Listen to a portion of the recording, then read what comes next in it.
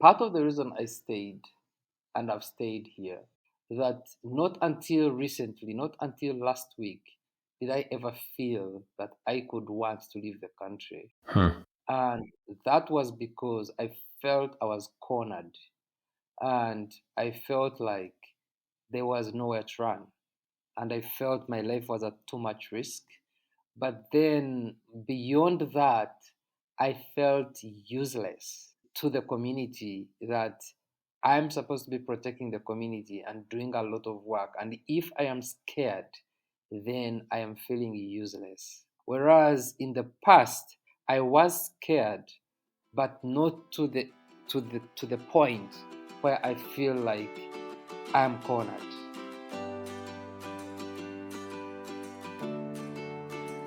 Welcome to Deep Dive with me, Sean Fettig. I'm a political scientist, and I'm interested in how our government and our politicians influence our lives, but also how our personal stories influence our politics. In this podcast, I may focus on topics in the news, but this is not punditry. Instead, I dive deep into issues and stories with my guests, behind the headlines, beyond the basic narrative that is often crafted by the media and our politicians, to help us better understand each other and why we think and feel the ways we do. I'd like to ask that if you enjoy this podcast, or you think that a friend of yours might enjoy it, or even just a particular episode, please do share it with them or give it a like on your favorite podcast platform. It really does help to spread the word. You can also follow the podcast on Instagram at Deep Dive with Sean, on Twitter at Deep Dive Sean, and or subscribe to Deep Dive with Sean C. Fettig at YouTube. And as always, if you have any thoughts, questions, or comments, please feel free to email me at deepdivewithsean@gmail.com.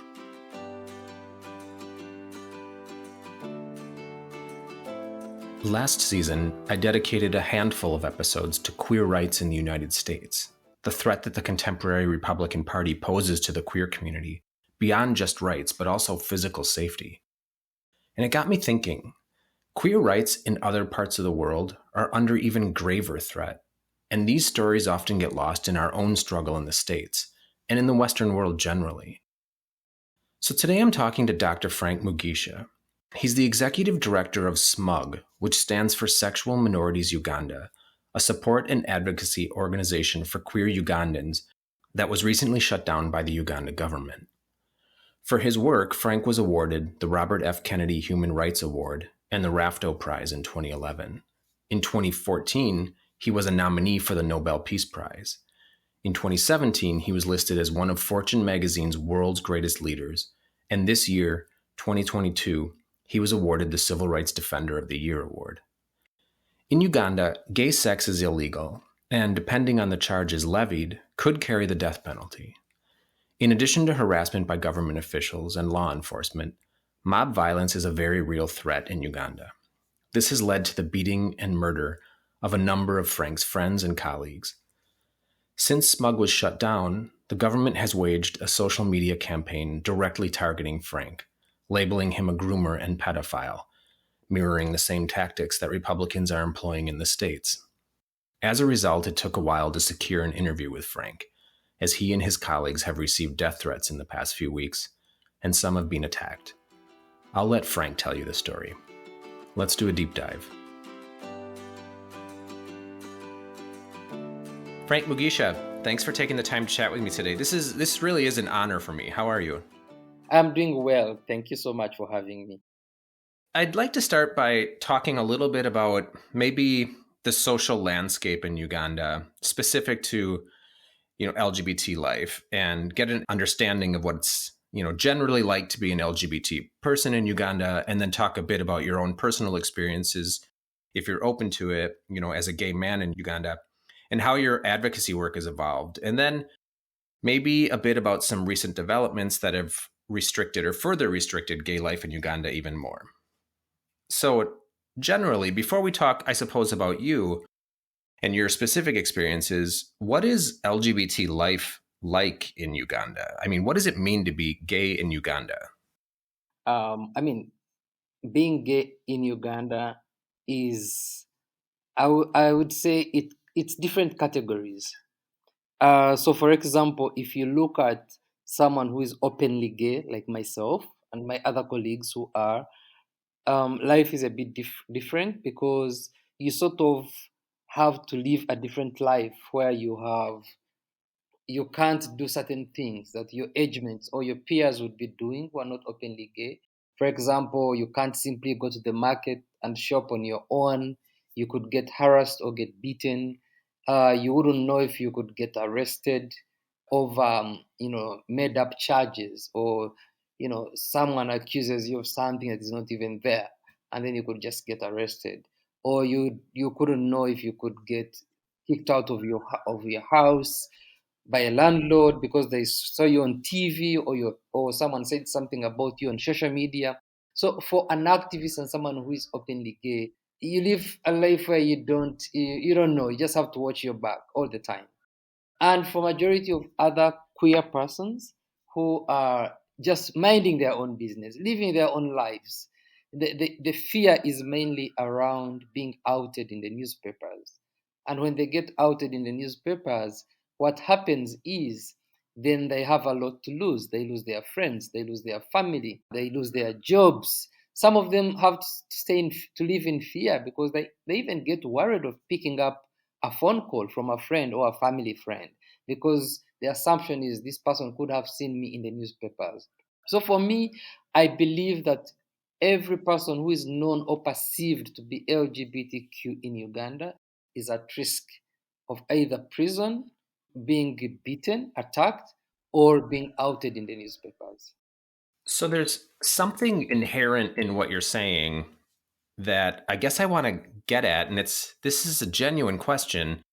Is being gay in Uganda actually illegal? So being gay in Uganda is actually not illegal. What is illegal is the sexual act.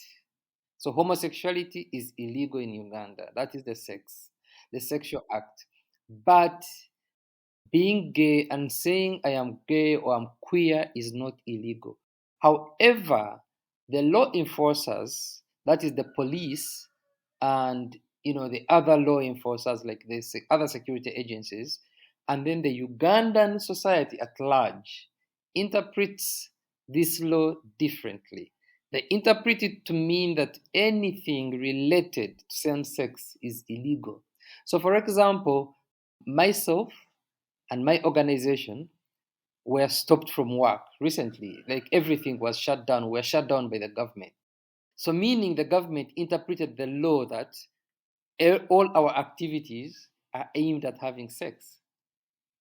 Whereas when we meet every day and we plan and strategize around activities, it is around, empowerment, leadership, community mobilization, livelihood and skills, vocational studies, etc., etc.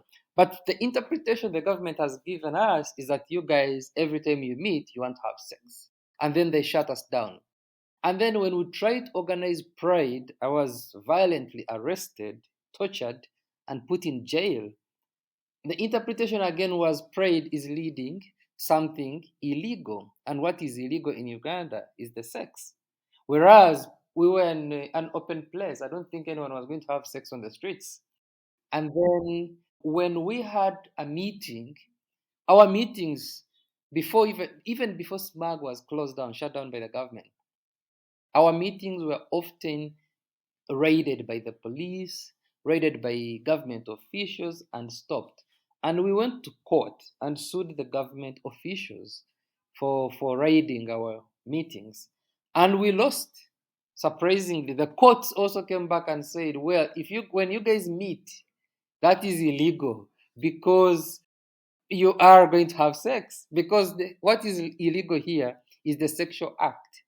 Nothing around saying I am LGBT or I'm supporting the human rights of LGBT persons or the health rights or non-discrimination or advocating for against social exclusion. All that shouldn't be illegal. But then the government officials here and the law enforcers, they interpret the law the way they want. So the organization you mentioned SMUG, and that stands for Sexual Minorities Uganda. Yes. And I want to talk about that a little bit in a little bit. I want to dig a little bit more into that. But I'm glad that you say, or you make the distinction between being gay or being queer and the act of being gay or being queer, because we have a similar dynamic in the United States. Now, it's very different, obviously. Queer rights in the United States are very different from queer rights in Uganda. However, there always has been, and there is especially this year in the United States, more repression in certain states. And there's a conversation about what it means to outlaw people for being something, right? Yeah. There are some states in the United States where they're essentially making treatment for trans folks illegal. There are pushes to outlaw adoption or make it very difficult for queer families. In some states like Florida, in schools, you're not allowed to even say or talk about being queer or gay.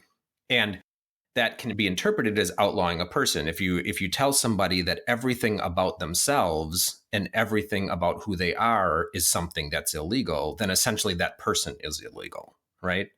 Yes, totally, absolutely. But that lands very differently in the United States, where it may be illegal or may be very difficult in some states for queer couples to adopt, is very different from a situation like in Uganda or in other countries. We could imagine, increasingly also in Russia, but in Iran as well, where the connection between being queer and, the act of being queer actually has tangible life-threatening results, right? Like you mentioned being tortured. In Iran, you could be essentially beheaded.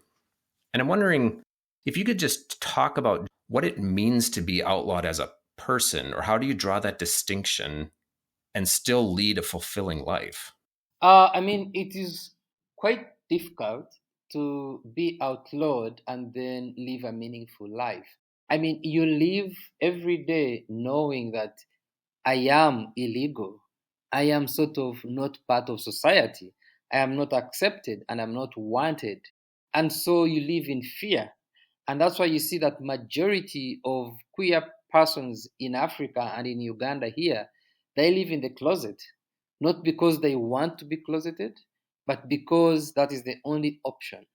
And for some, they are forced into heterosexual relationships because they want to please society and because they know that society will either be extremely aggressive towards them if they came out, Mm-hmm. or they'll be frowned upon and they won't be part of society. And for us here, society is really, really big. Like you want to belong to something. You want to belong to part of your family, part of your friends, part of of where you come from. And if you're not a part of that, you feel excluded. But that society is there. But the biggest fear is the criminalization, the fact that you could end up going to prison. And when you go to prison, you could be looking at life in prison. So Mm-hmm. here it is not, because the situation is not even a situation of we have something. We have nothing, and it's only survival. We have nothing, we have zero. In fact, here in Uganda, lawmakers are trying to make it worse than introduce more legislation to further criminalize homosexuality.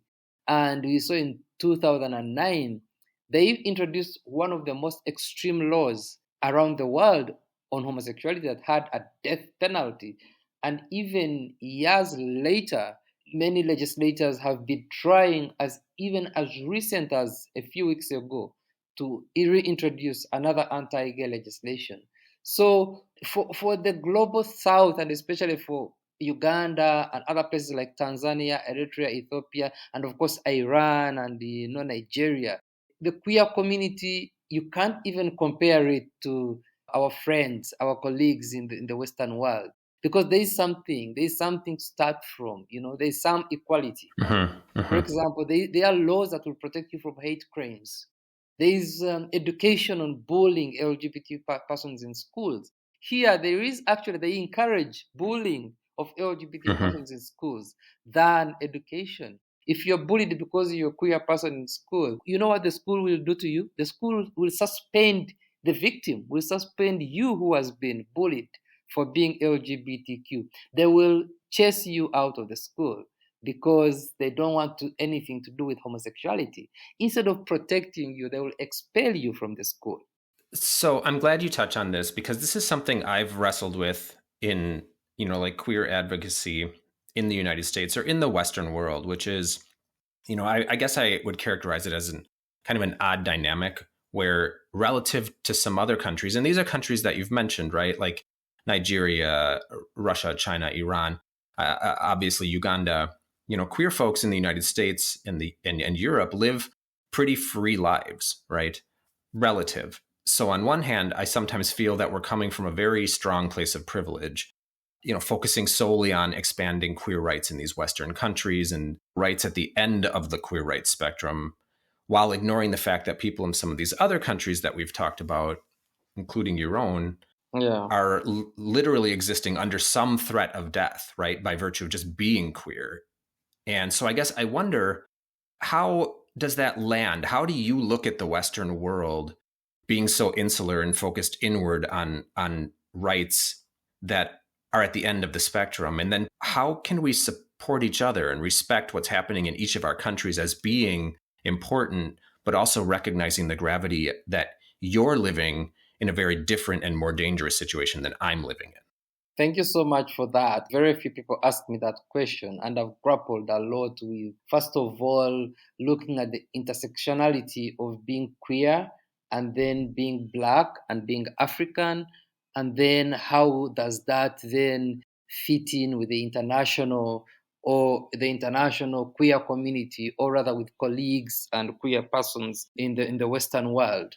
First of all, I do agree with you. I think most queer people in the Western world have taken what they have for granted, and I don't say that in a bad way, Mm-hmm. but it's rather what they know. What they know is that we live here and we have our rights. We can get married.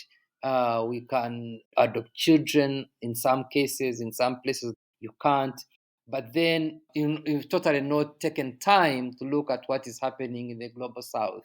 Of course, there are queer people who are into activism and all that who do engage with the global south, but also, is it sort of like a meaningful engagement? And also the notion that, oh, America has been there where you are 20 years ago, so you guys will get there someday, 20 years to come. I'm sorry for laughing about that, but 20 years ago we never had internet. 20 years ago I'll never be on a podcast with you. So even when people here in Uganda tell me that, I tell them, so should we stop any sort of development and wait for years to come? Right. Like it just happens. Like, exactly. So I think we have to allow ourselves to let things evolve in a way that everything is evolving. Technology is evolving. Pop culture is evolving. Like, let's allow LGBTQ rights evolve. And I think let us listen carefully to activists in the global south, and then not have this sort of proposed blanket intervention, but rather deal with individuals or countries as they are. For example, what works for Uganda may not work for Nigeria. What works for Kenya may not work for Uganda.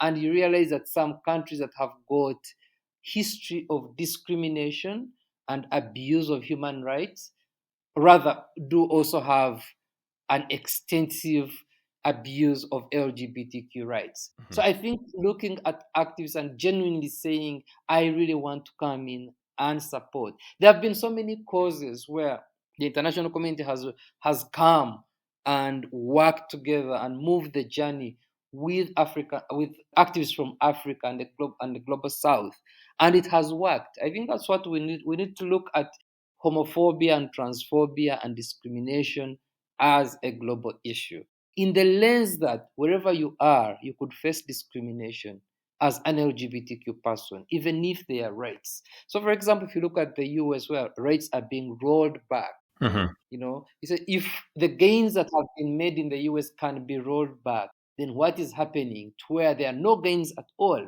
So I think we need to build that global momentum to get every queer person interested and involved and saying, look, if I'm a queer person, I have to care about queer rights, and not only at home, but even abroad. So I want to talk about your advocacy work, but in order to get there, and maybe this is where we should have started, but this is where we're at. So can you tell me a little bit about yourself and your life, and what it was like growing up in Uganda, especially when you started to realize that you weren't, perhaps the traditional boy that you did like other boys. What was that experience like? My experience was sort of a gradual process whereby I always felt like I'm attracted to someone of my same sex. And it wasn't something I really acted upon because I don't know if I didn't have the interest or I did not know what to think. But that's what I felt. And it kept on and on and on and on. And eventually many of my friends were saying they're attracted to girls. Mm-hmm. And in some conversations, I would even try to fit in the conversations where I tell my friends, if I have attraction to a guy, then instead of say putting the guy there, I put a girl's name and have conversations with my friends. Mm-hmm. And then I would fit into the conversation. But then at the back of my mind, I know I am thinking about a guy, not a girl. And so that went on. I mean, there's so many things I did as a child, like a million things. Some I don't remember. I prayed to God and said, God, if you make me like my friends, if you make me attracted to girls, I'll do this, I'll study hard, I'll be disciplined, I'll go to church. I was an altar boy at some point because of that. I did my confirmation twice. I'm like, I'll do it again if this means I'll be like other boys. I was traditional. If you do this, then your sex actually could change. But because as a young boy, I could think that if you can do this, and then traditionally they say, oh, if you jump that, if you do this, you're a boy, you're going to become a girl. Then I was like, but if I do that, probably I could also start liking girls instead of liking boys Mm-hmm. where I feel.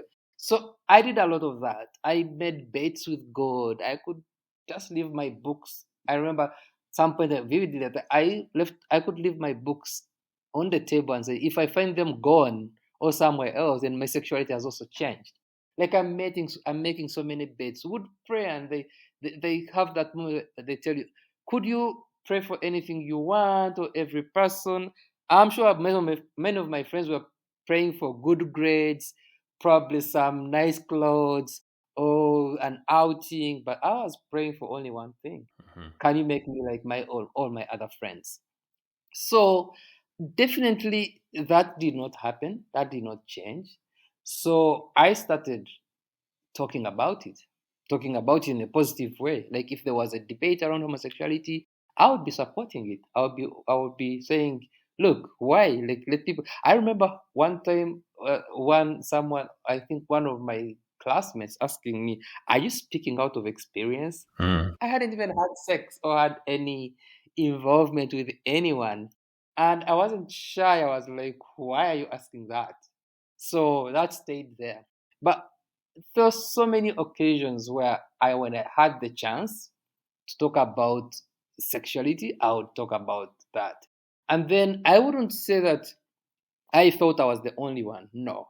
I've had many of my colleagues say I thought I was the only one. I had rumors of of gay people, especially gay people. I don't think I was able to meet a lesbian until, oh no, like physically meet an openly someone who says I'm openly lesbian until a certain age. But I remember I had rumors right from when I was at a young age of people who were rumored to be gay. And in some cases they always told us stay away from those people, or they just rumored about them as it, oh, they are gay and they don't have children, or he doesn't have a wife. And then also there were bad names in school Mm-hmm. for people who were rumored to be homosexuals. They drew cartoons depicting, in a certain way. people who were rumored to be homosexuals.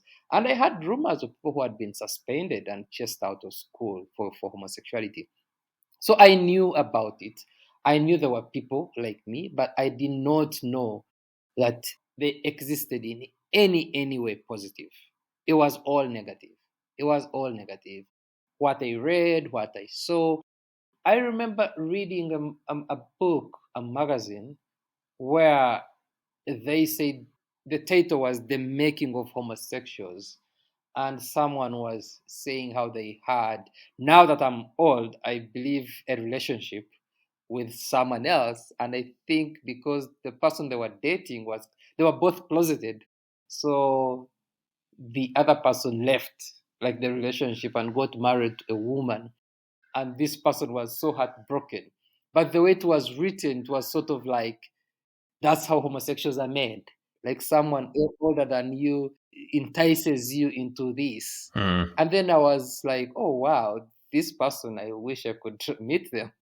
So I read it again and again and I kept it. I think I kept that copy for a very long time. And yeah, it went on and on. I mean, I met a friend of mine who used to work on TV and he was really cute. And we met like maybe 10 years later. And he introduced himself to me. I'm like, wow, you are the one? He's like, yes. I'm like, you're on TV and I used to like you so much. He's like, why didn't you write me a letter? But I couldn't do such a thing like at that time. And I don't think cell phones were so popular then. So it was such atmosphere where I didn't know I was the only one. I had people talk about homosexuality all the time, but not as largely as it is now. It was in some instances written about negatively, and in some instances, like in that magazine, it was sort of like a romance, but then they wanted to depict it as something bad, something evil. Like there were two boys, so the older boy enticed the other one, and the other one now is hooked to it, something like that. Mm-hmm. So yeah, and then when I started speaking about it, I think that was the start of my journey to activism, because I never shied away from anyone who asked me, you like guys?" I said yes, but then I wasn't sexually involved with people at a younger age. So I think part of that probably did not get me in trouble. So probably if I had, I would have gotten in trouble, but maybe then that's why I didn't get in trouble, because I look back and I'm like, if the environment was now, I don't think I would have survived not being arrested or something, because Hmm. I was opening up to everyone. People would say why. They would definitely either like stop talking to me or take me to the police or something like that for disclosing. You are the founder of Icebreakers Uganda and the executive director of SMUG, which stands for Sexual Minorities Uganda. And I want to talk a little bit about that. But it takes a lot of courage to not only come out in, repressive societies or communities and to live openly, but it takes even more to kind of design and implement a support network for people within that community. In many cases, that can be very dangerous. And you've had friends and colleagues that were bluntly murdered over this work. So, can you tell me how you found the courage to become a visible advocate in an environment like that? And I suppose how that's impacted your life, both good and bad. First of all, I feel being young is courageous. When I look back at my life right now, I don't think I would have the courage Hmm. to even make a decision, or even in any of my wild dreams think I would want to be an activist. I would want to put my life at risk. I would want to live the kind of paranoia I live in right now, or the fear I live in right now. I don't think if I had a vision that that is how my life is going to look like, I would really do what I'm doing now. And I started Icebreakers Uganda when I was at university.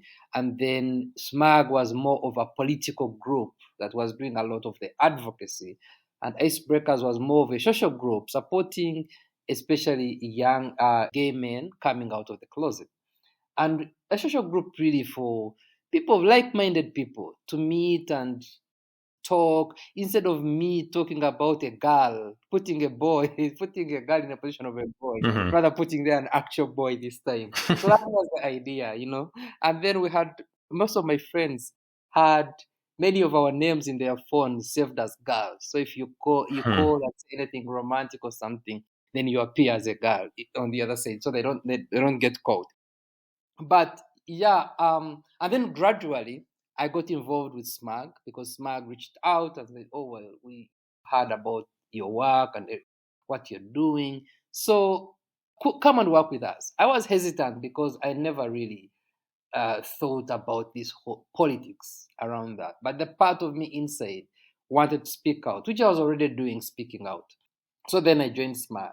And then with SMAG, it was a gradual process. There were key activists, friends of mine, like Victor Mukasa and Kasha Jacqueline and Pepe and David Kato. So being shielded and not being alone was sort of part of the reason I wanted to be a part of SMAG, but also the family where I feel like I'm not going to be speaking out alone. We are many. We are five, but we are many. So I was that courage of like we are speaking in a group.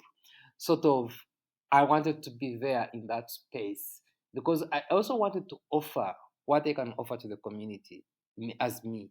So then gradually I was appointed or selected to be the leader and I took it up, but still not the kind of imagination you might have, whereby, oh, there's a whole big movement, and then I am put on a sort of like a throne or some kind of office or some kind of seat where it has a big magnitude. No, Mm-hmm. this was just a few of us, 7 or 8 of us, saying, "You're the leader," and that's it. And there's nothing to hand over to me. It's just the voice. Go on, now you're the leader. So that's how it started. And then for me, it felt, the same. I was like, nothing changes with my life. It feels the same. I'll speak out the way I've been doing it, writing things here and there, talking to people, changing a few hearts and minds of people, because I was doing that to my landlords, my barber, and, any person I would meet, my border rider, that's the motorcycle rider, anyone. So I thought it would stay like that. But then we had a campaign that was called Let Us Live in Peace. And this campaign was only aimed at telling Ugandans, we want to live like anyone else. We don't want anything. We don't want we don't want anything. We just want to live in peace like anyone else. And that was the time that we came out to Ugandans as the queer community. Mm. And this campaign, many of my colleagues wore masks. I didn't have a mask, but I wasn't also on the platform. I was organizing. I did much of the technical work behind the scene, calling the media, writing the press releases, and all the rest with another colleague of mine. So this campaign, after it happened, so the media and partners had to engage someone, and that someone was me. So in a way, I couldn't go back. Now I was fast forward into activism. And since then, my life has never changed until now. But it kept, it gets worse. I was in exile in Nairobi in 2008. I've been to several hiding places where I have to stay because I'm scared for my life. I've received the worst death threats on my life. I've gotten the worst social media bullying and threats and trolls. Just the last 3 weeks or 2 weeks have been a nightmare for me, living in fear constantly of getting arrested, Mm. accused of so many different things in the country ever since the organization was shut down. So it has been constant and constant fear and one thing after the other. Are you presently, like currently, living in fear of your life? Yes. Hmm. So here's a question then. And I recently interviewed a friend of mine that lives in Ukraine, and I asked her the same question. Obviously, different circumstances, but you've mentioned being exiled at certain points in your life. So why stay in Uganda? So part of the reason I stayed, and I've stayed here. And I've mentioned this, I think I mentioned this to a friend of mine, a journalist, last week, that not until recently, not until last week, did I ever feel that I could want to leave the country. And that was because I felt I was cornered and I felt like there was nowhere to run. And I felt my life was at too much risk. But then beyond that, I felt useless to the community, that I'm supposed to be protecting the community and doing a lot of work. And if I am scared, then I am feeling useless. Whereas in the past, I was scared, but not to the point where I feel like I'm cornered, because we have got these extreme anti-gender and anti-gay groups in Uganda that are crafting a lot of misinformation, and they are working with our politicians, government leaders. So I spent almost a month putting out fires, trying to speak to this one, reaching this one, but you put out this and this comes in and the other one comes in. So I felt dizzy. I felt tired. My heart couldn't take it anymore. I was heartbroken. And I was like, you know what? I feel like I can give up now. But before it was different. Even when my colleague David was murdered, I felt I needed to work some more. I felt I needed more to put a more resilience. But most recently, I felt that. But fortunately, I got back on my feet. And you know why I got back on my feet? Because then I had so many people reaching out to me in need of help because of what has been going on in the country. And indeed, just last week, one of my friend, a transgender woman, was lured somewhere and badly beaten, tortured. And they called me at about 4 a.m. when this person was beaten to near death. So then I felt my work, however much I feel is too much, I still need it. I still need to do it. I still need to. I can't allow, because I think the anti-gay groups, that's what they wanted, sort of destroy every avenue of advocacy. Like make sure you don't have anywhere anything you can do, like you mentioned in the beginning. Like in the US, LGBTQ persons have rights, but then they're saying you can't say gay in school, or you can't adopt children, or a Christian can't make you a cake. You can be denied certain things based on people's beliefs. So here they are saying, they are crazy. They said we have a school, we teach girls how to have sex, and we send juices abroad, and then we're given money. But Ugandans believe that kind of information, yeah? Then recently they said that the only thing we do at SMUG is record pornography. That every day we just wake up in the morning and record pornography. There's nothing else we do. There's no work they do. Every day they record pornography. And they say we recruit children who are under the age of 12 only. They go for the minors under the age of 12 and under the age of 14. So this kind of rhetoric, when it's told to a Christian, by a Christian, first of all, if it's a pastor speaking, then you have to believe the pastor. Then secondly, you're telling someone who lives in a country that has about 70% under the age of 35, about 50% under the age of 16. So every person has an attachment to a child. So every person is going to get concerned. So I had friends of mine, had family friends, I had people calling me and telling me, really? This is what you guys do? How did we even support you? How did we even stand by you? So I was saying that the next thing these people are going to say that we eat children, maybe. Because if they can come up with such bizarre, like, I don't know, out of the world. And we have serious people promoting this propaganda when these churches come up with it. We had prominent comedians posting all these videos on their social media. And we had these videos being played in different villages and towns to tell people fight homosexuality. It's really bad. This is what they want to do to your children.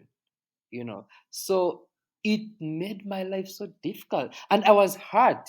I was like, what kind of Christian and human being would sit down, come up with such misinformation and propaganda aimed at creating victims of other human beings? Mm-hmm. So that's where I felt I'm like, you know what? I don't deserve to live in this country. I was so frustrated by that. And these are Christians.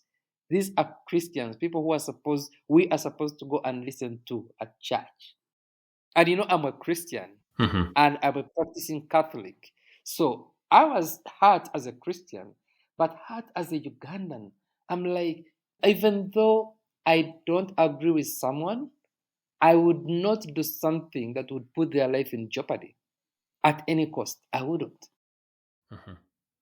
Again, the circumstances are so different, but we're experiencing something somewhat similar in the United States right now with some politicians, and by virtue of them, their supporters as well, advancing this argument or this narrative that queer folks are what they call groomers, right? That all queer folks are trying to recruit children and pollute children. And I've also recently been thinking, like, who in good conscience creates lies like this, stories like this, with the sole intent to harm someone else? Like, that's the entire purpose of it. And to me, it's like, it's just evil. It's pure evil to me. It is evil. It is evil, pure evil. And I don't even know why. Like they do this and then they convince people that this is what the LGBT community is doing. Like literally, Mm-hmm. they are telling every Ugandan, this is what I'm doing. And they called for my arrest many times. You have to arrest him and prosecute him because he's doing this. And if it wasn't because of the advocacy we have done, some of it, I don't think I would be arrested over this propaganda. But the challenge is that some people believe it. Majority of people believe it. Mm-hmm. But if you ask them a question, if these people are recruiting, where do they take the people they recruit? There should be some place. Like when you recruit people into something, there should be a band or something where they are. Mm-hmm. They can't even show you 5 people who have been recruited, but they just have the propaganda going on and on and on and on. And it's hurting people, hurting so many people. I mean, everything that the anti-gay groups have done here in Uganda has been extreme and aimed at hurting people. So if you look at the anti-gay legislation, it had a death penalty. When the author of this legislation was asked, why did he include a death penalty? His answer was, the wages of sin is death. Mm-hmm. He's a Christian. And if you look at the Rolling Stone newspaper, we had a newspaper here in Uganda called the Rolling Stone that published Mm-hmm. names and Mm-hmm. pictures and addresses of people. And it had the headline, hang them. They are after our children. And they put a testimony of someone who said she was recruited at the age of 12. And my colleague David Kato was murdered after that. But many people who were published in that newspaper, their lives have never been the same. Many people lost their jobs, many people lost friends, many people had to flee the country because they were disowned or they were arrested. Many people have never been the same since then. So people are out there genuinely inflicting pain on a marginalized community and doing it in the name of God. I don't get it. How can people outside of Uganda help and support queer folks inside Uganda? Thank you so much. So there are so many ways to support us. Definitely, we need a lot of support. I always say technical support because we are at the start of the struggle, and the struggle needs like a lot of knowledge, a lot of people who can come in and show us how things were done in other countries and tell us, this is how you create change. This is how we're able to create change. We need that kind of support as well. We need solidarity. We would never survive here in Uganda if it wasn't because of the international community all the time standing with us and showing us solidarity. I think that should continue on social media and everywhere. We need the queer community, the international queer community, to care and reach out to us not even to Uganda queer folks, but all queer people in the global south. Reach directly, the same way, Sean, you've reached me. Other people should reach me and reach other queer people. And then ask us, what do you need right now? How can I help you? Because even sometimes, even talking to someone who is like minded, who is there for you, is important, because now we are also dealing with a lot of mental health issues and burnout because of doing this work and struggling. But we've also just come out of the COVID pandemic like everyone else, and it has affected the community so bad. So talking to someone also helps. We also need a lot of financial support. As we do this work, there are so many needs. We have a lot of issues, a lot of friends, a lot of colleagues who need help, but we are limited in terms of resources to be able to support them. And we also need a lot of political support. For example, speak to your politicians and they can engage diplomatically in a way, because you never know. Some politicians know each other. They could have a friend in Uganda who is a legislator, and reach out to them and try to change their hearts and mind for them to accept LGBTQ persons. So I think it's generally how someone feels they are able to reach out to us, support us, or reach out to you, and then you can reach out to me in any way so we can start a conversation and see how we can engage and support each other. But I do want the Western queer community to care about the global South. Our struggle is still at the grassroots, at the start, but we need a lot of support. Frank Mugisha, thank you so much for taking the time today to talk with me about this. Thank you so much for having me. Stay safe. Thank you.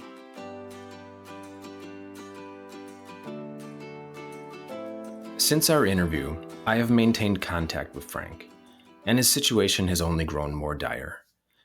He's shared with me screenshots of press releases and notifications from government officials and community members branding him a pedophile and groomer, and suggesting that his advocacy is somehow related to an existing oil disruption in Uganda, and advocating for his imprisonment or worse.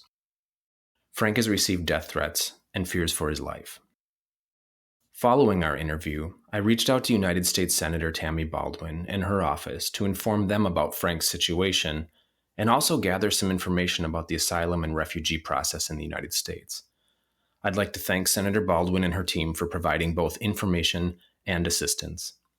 I've included in the show notes Frank Mugisha's contact information if you are moved to provide support in any way, as well as some information provided to me by Senator Baldwin's office related to United States asylum and refugee policy and process, if you're in a similar circumstance as Frank, or in a position to help someone that is. Additionally, anyone can feel free to reach out to me directly at deepdivewithsean@gmail.com, and I will make appropriate connections. Next week, Dr. Sarah Benish is returning to Deep Dive to talk to me about the new Supreme Court term, to discuss some cases they've got on the docket and some implications for their decisions, and we'll also talk about the court's plunging public approval and legitimacy, some things they could do to restore that legitimacy, if Justice Thomas should recuse himself from cases involving the January 6th coup attempt, and what Justice Ketanji Brown Jackson's addition to the court means for the country. Chat soon, folks.